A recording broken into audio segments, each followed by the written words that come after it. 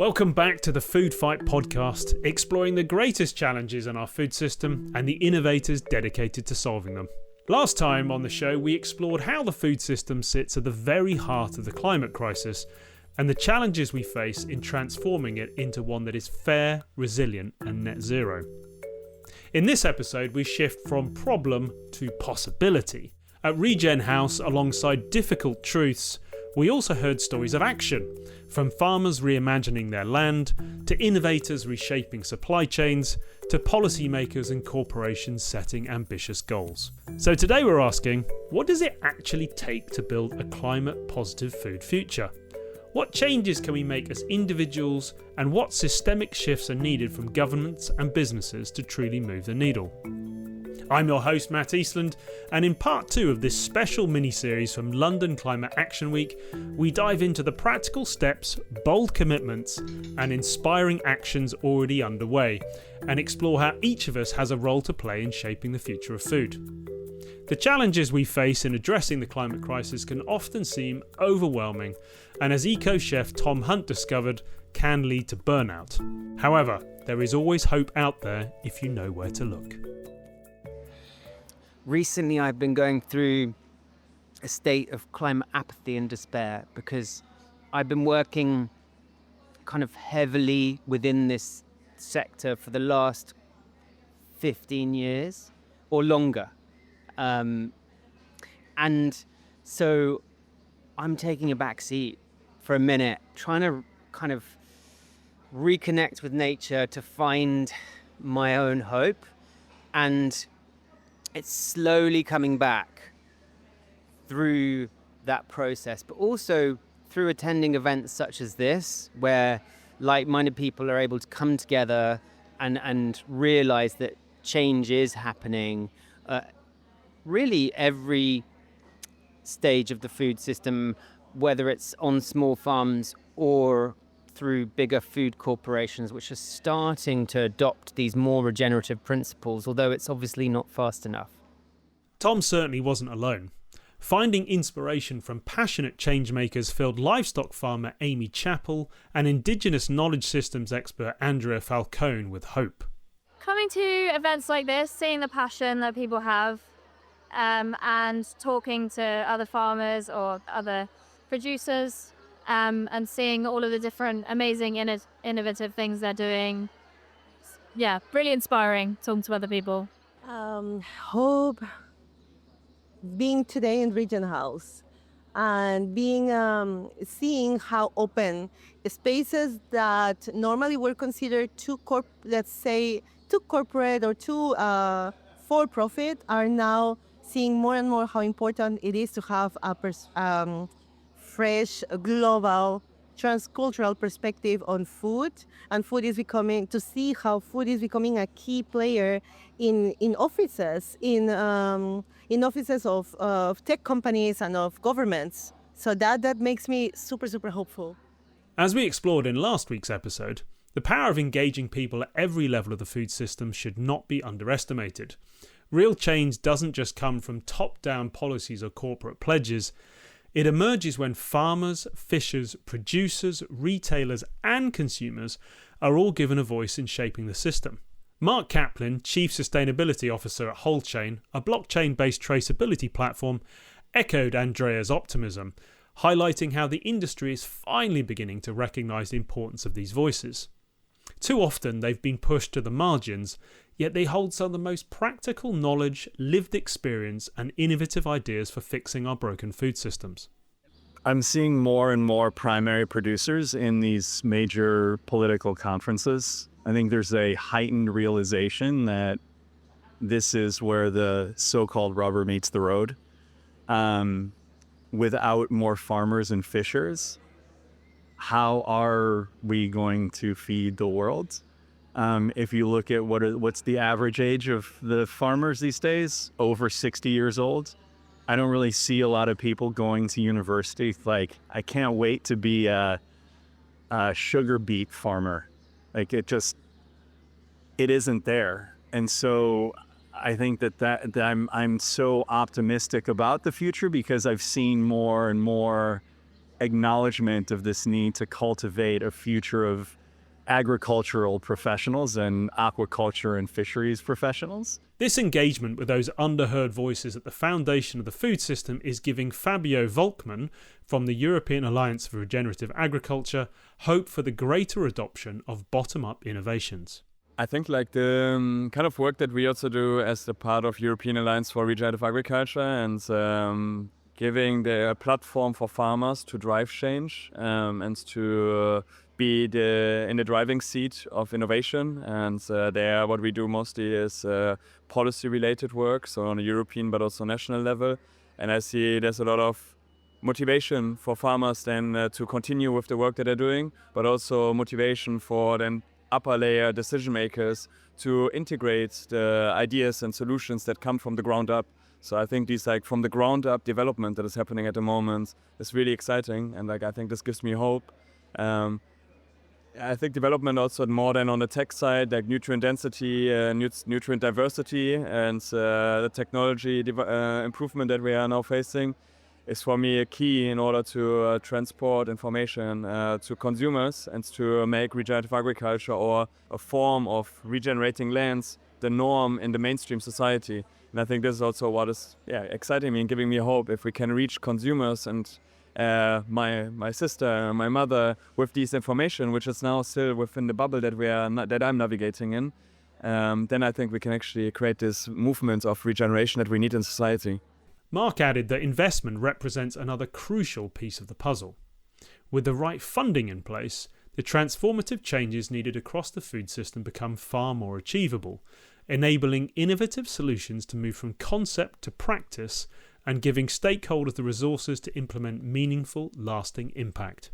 The increasing investment into ag tech and ag tech, blue tech, supply chain tech. So like the investment levels are starting to increase, and then governments are starting to take more notice on the need to increase data standardization for visibility into the supply chains. So like this convergence of awareness is starting to become, it's starting to raise my optimism actually.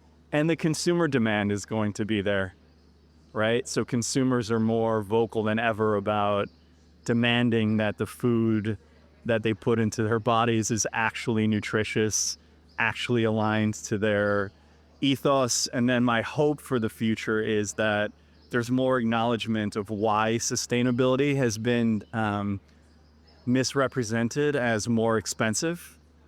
And so hopefully in the next wave of realization, more driven by marketing, that the cost of fancy packaging and social media influencers does affect the cost of goods, and maybe reallocating budget from Meta to farmers might actually help provide some equilibrium into cost of goods.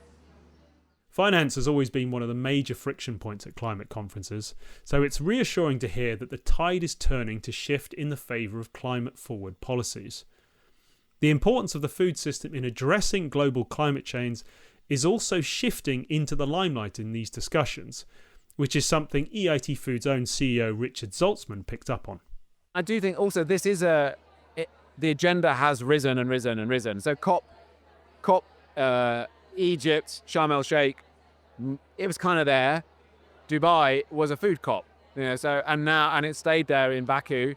London Climate Week suddenly feels strongly food and agriculture focused.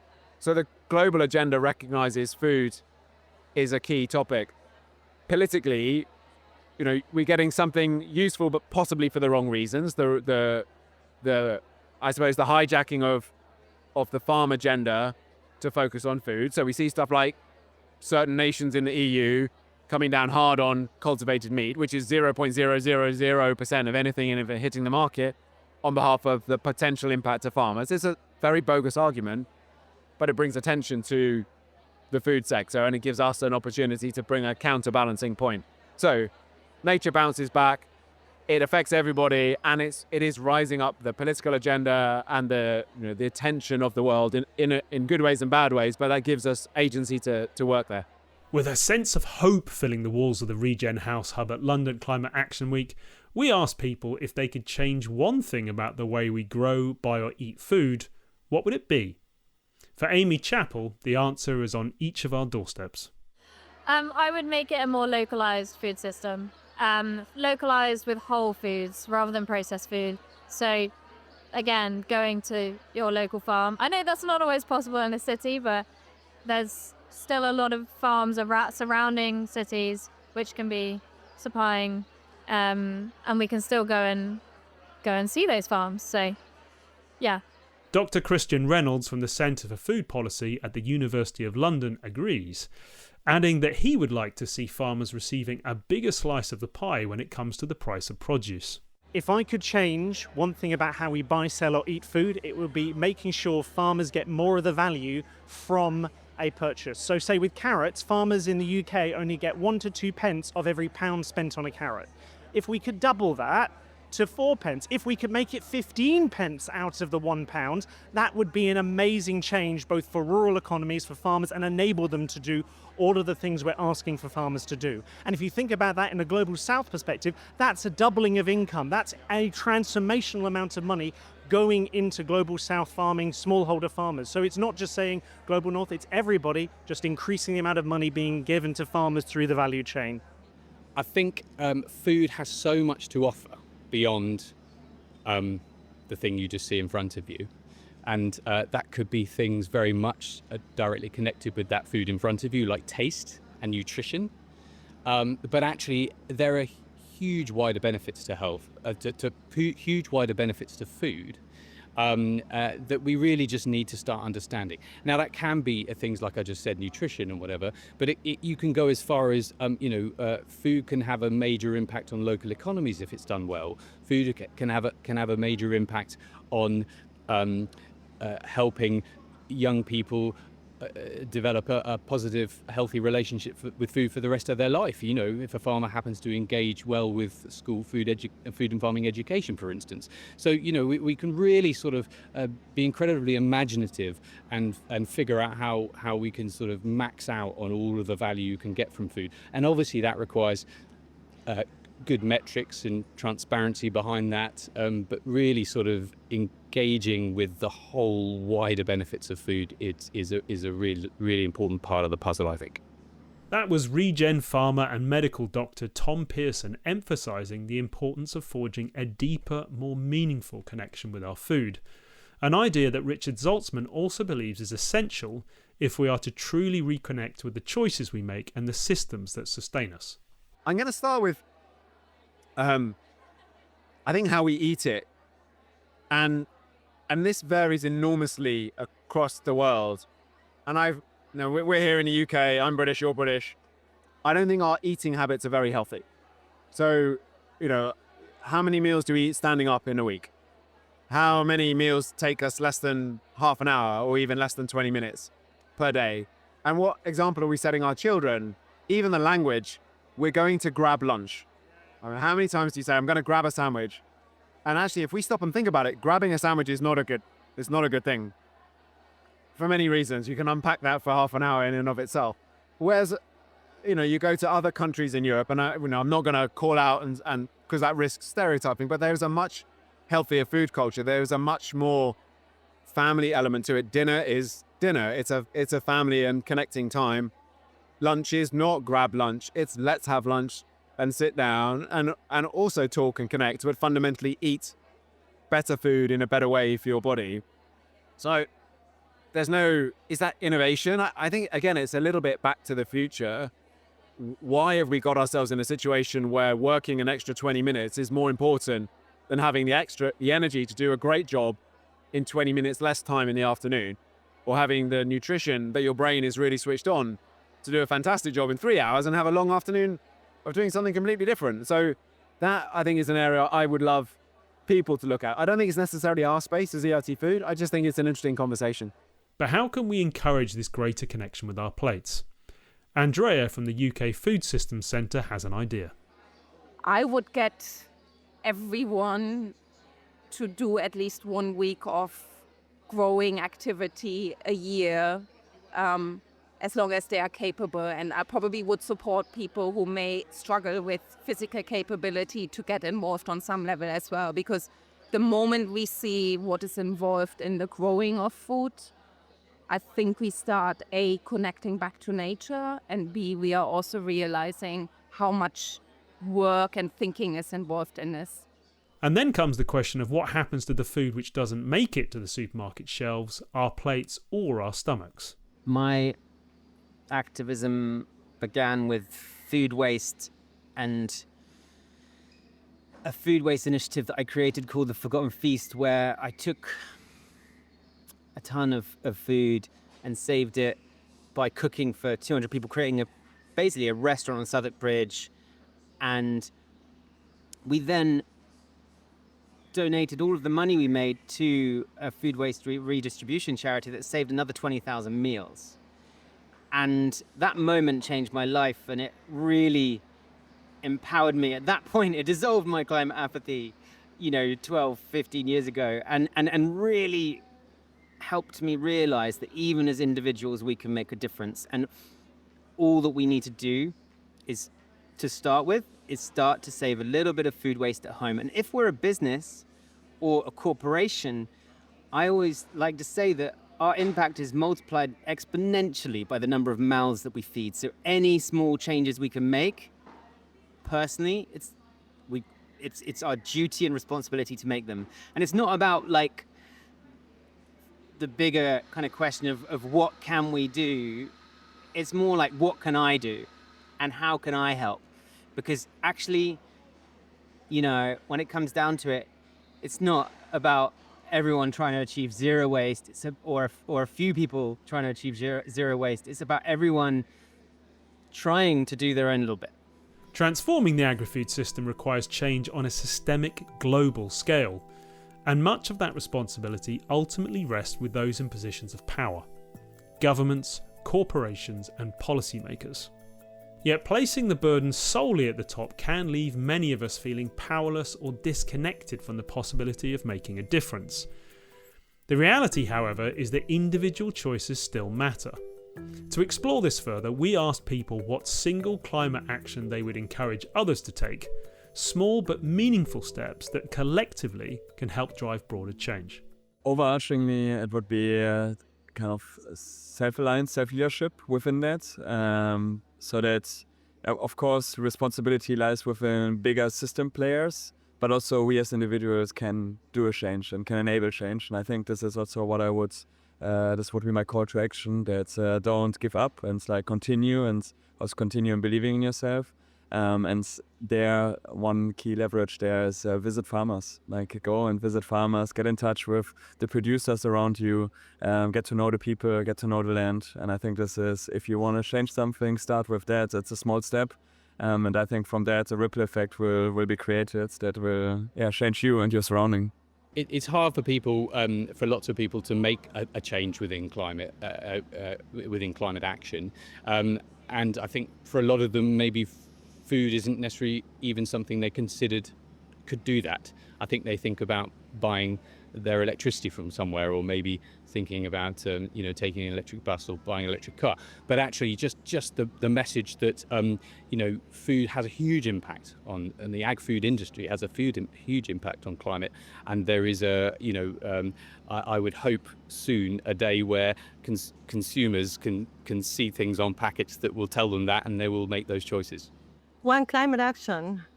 To be mindful of the food that they buy. I believe that's the easiest. And to go, from my perspective, vegan, it's the easiest also. Well, I mean, beyond saving our food waste, which I think is the most accessible thing that we can all do, I think the next important thing to do is, well, I guess I could build on the kind of idea of saving waste. I coined a food philosophy called root to fruit eating, which is to convey this idea of practicing complete consumption and eating the whole ingredient from its root to its leaf and fruit, including the stem, skin, leaves, and everything in between. So, do that. Start to think more holistically about your food. Eat for pleasure, eat whole foods, and eat the best food you can.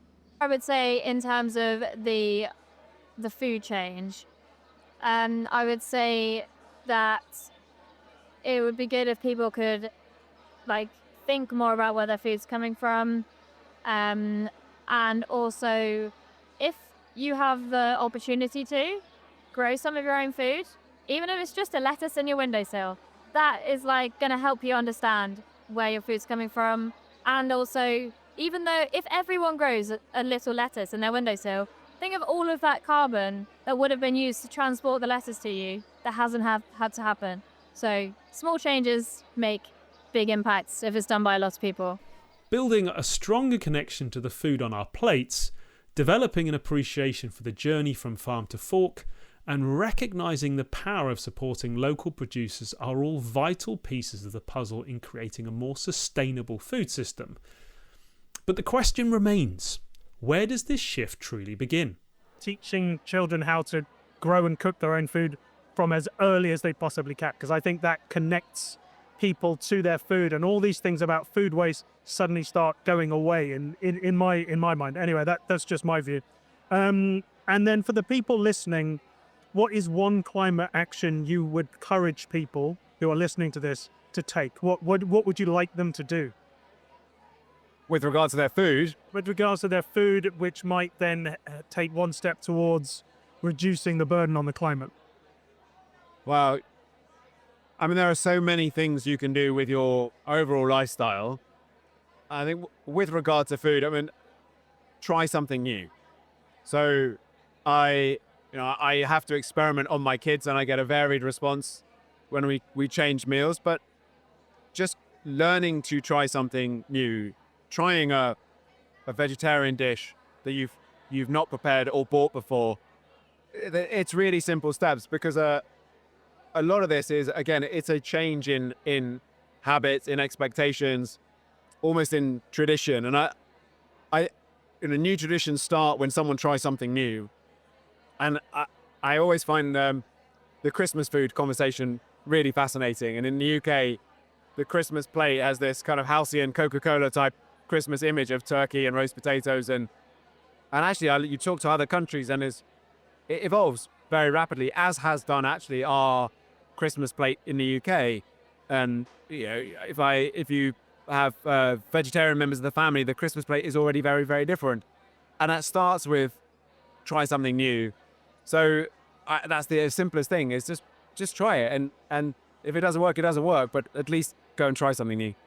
It's also true innovation, right? Try something new. Absolutely. And finally, Dr. Christian Reynolds rounded off the day with a savvy tip which we can all do right now. The easiest but sneakiest thing you can do is check your fridge is below 5 degrees centigrade.